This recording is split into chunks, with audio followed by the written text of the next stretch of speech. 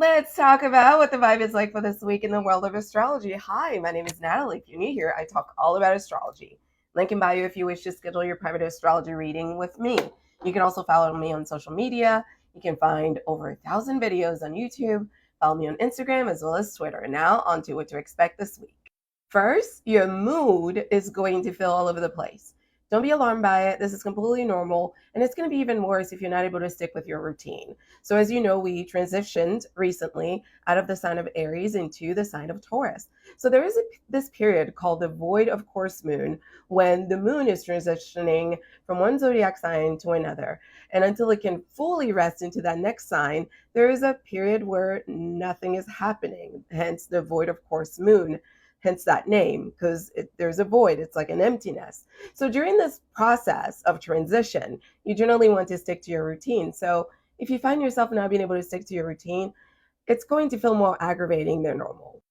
Then eventually, the moon is going to be in Gemini, in Cancer, in Leo, and in Virgo. If you know anything about anyone that has Gemini moon, Cancer moon, Leo moon, or Virgo moon, let's just say it's a shit show. Most of these guys are emotionally dramatic, although they may not always express it outwardly, but inside there's so much going on. They don't always have the words to express what they feel, and most of them are afraid of the things that they feel. So they tend to project it, reinterpret it, suppress it, manipulate it. The only one who's comfortable feeling their feelings is Cancer, but Cancer is the most verbally challenged with expressing what they actually feel. So it's going to make for a very moody, emotional week where feelings are all over the place, but where people don't exactly have the best way to communicate them in a way that is helpful.